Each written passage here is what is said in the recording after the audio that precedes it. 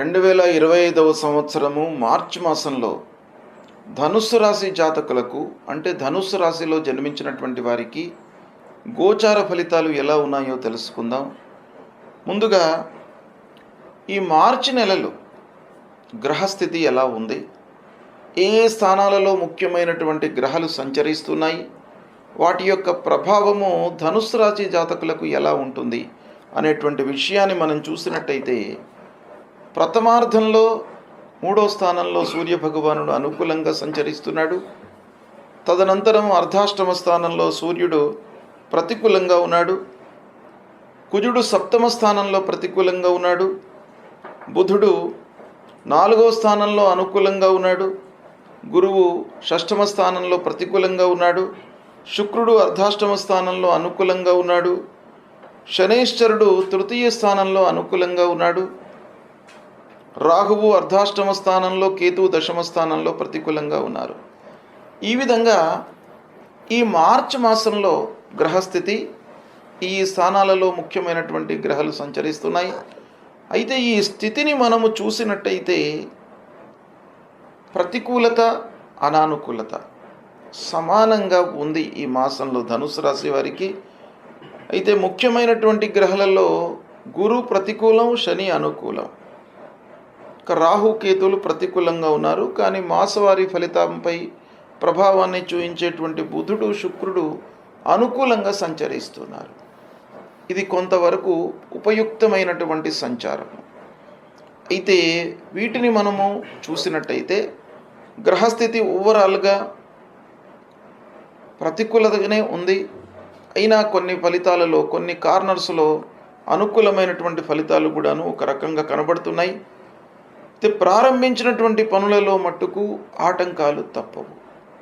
కనుక వాటిని ముందుగానే మీరు పసిగట్టి ఏ విషయం నుండి మనకు ఆటంకం వచ్చేటువంటి అవకాశాలు ఉన్నాయి అనేటువంటిది మీరు తెలుసుకొని దాన్ని మీరు రెక్టిఫై చేసుకున్నట్టయితే తలపెట్టినటువంటి కార్యాన్ని మీరు సకాలంలో పూర్తి చేసుకోగలుగుతారు.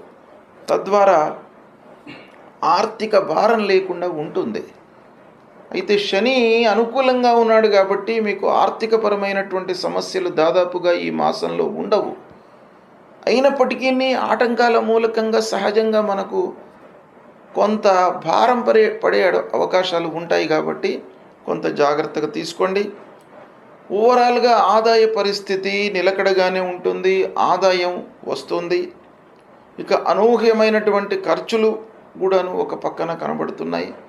దాని మూలకంగా స్థితి లోపల కొంత మార్పు ఉండేటువంటి అవకాశాలు ఉన్నాయి. తద్వారా నిరాశ, నిస్పృహలకు గురి అవుతారు.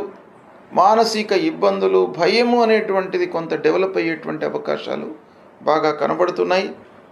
ఓవరాల్గా ఉద్యోగస్తులకు, వ్యాపారస్తులకు చేసేటువంటి పని లోపల పని భారం బాగా పెరుగుతుంది.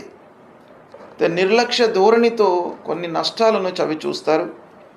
విద్యార్థులు పట్టుదలతో, ఏకాగ్రతతో, శ్రద్ధతో వ్యవహరించినట్టయితే చాలా అనుకూలమైనటువంటి ఫలితాలను, మంచి సంస్థల లోపల ప్రవేశాన్ని పొందేటువంటి అవకాశాలు కనబడుతున్నాయి. ఉన్నత విద్యకై అనుకూలమైనటువంటి సమయం. ప్రయాణాల మూలకంగా పనులు నెరవేరుతాయి. ఆదాయాన్ని దృష్టిలో పెట్టుకొని ఖర్చులు చేయడము ఈ మాసంలో మీకు చాలా అవసరము. వ్యాపారము సంతృప్తిగా కొనసాగుతుంది.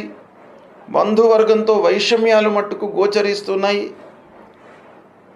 భూతగాదాలు, వాహనముల మూలకంగా ఇబ్బందులు, ఆస్తుల విషయంలో పరస్పర తగాదాలు, మనస్పర్ధలు, ఫోర్స్డ్గా వాహనం విషయమై మీకు రిపేర్లు ముందుకు రావడము,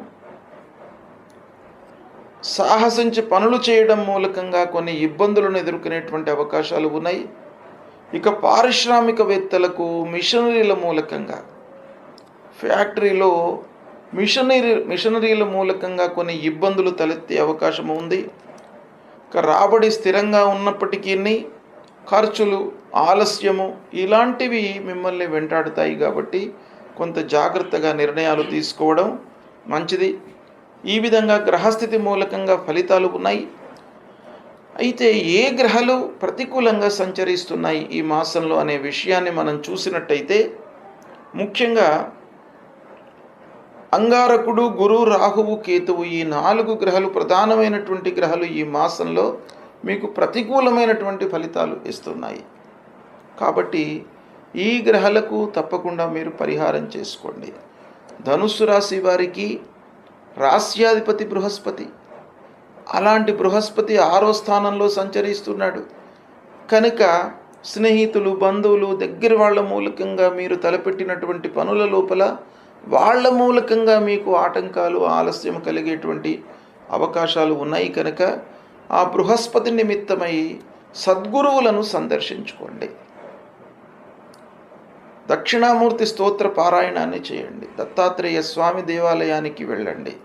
దేవానాంచ ఋషీణాంచ గురుం కాంచన సన్నిభం వందనీయం త్రిలోకానాం తం నమామి బృహస్పతిం అనేటువంటి ఈ మూలమంత్రాన్ని ప్రతినిత్యం కూడాను మీరు జపించండి.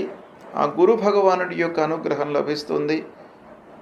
గురు భగవానుడి అనుగ్రహం కొరకై తల్లిదండ్రులను మీరు సేవించండి.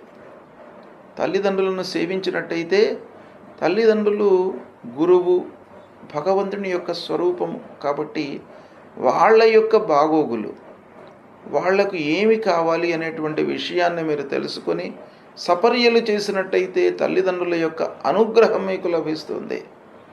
ఆ బృహస్పతి మీకు అనుకూలించి సుఖమయమైనటువంటి జీవితాన్ని మీకు అందిస్తాడు. కనుక తప్పకుండా తల్లిదండ్రులకు సపర్యలు చేయండి. ఇక రాహుకేతువుల నిమిత్తమై అమ్మవారి దేవాలయానికి వెళ్ళండి. దుర్గామాత, గణపతి వీరిద్దరిని కూడాను మీరు కొలవండి. అమ్మవారి యొక్క అనుగ్రహం మూలకంగా మీకు సంతోషము, ఆనందము చేసేటువంటి పనుల లోపల అనవసరమైనటువంటి భయాందోళనలకు గురి కాకుండా ఉండడానికి ఆ అమ్మవారు మిమ్మల్ని అనుగ్రహిస్తుంది. కాబట్టి తప్పకుండా మీరు అమ్మవారి దేవాలయానికి వెళ్ళండి. అదేవిధంగా విఘ్నేశ్వరుణ్ణి పూజించండి, సుబ్రహ్మణ్య స్వామిని పూజించండి. ఇలా చేసినట్టయితే మీకు ఈ గ్రహాల మూలకంగా కలిగేటువంటి దుష్ప్రభావము దూరమవుతుంది, నల్లిఫై అవుతుంది. శుభస్థానాలలో సంచరిస్తున్నటువంటి గ్రహాల మూలకంగా శుభ ఫలితాలు కలుగుతాయి. కాబట్టి ఓవరాల్గా మీరు పరిహారం చేసుకున్నట్టయితే, దైవ భక్తిని పెంచుకున్నట్టయితే, తల్లిదండ్రులకు సేవ చేయడం మూలకంగా, గురువులను సందర్శించుకోవడం మూలకంగా, సమాజంలో మంచి స్థానంలో ఉన్నటువంటి వారిని కలవడం మూలకంగా మీకు పరిహారాలు జరుగుతాయి. శుభ ఫలితాలు పొందుతారు. శుభం.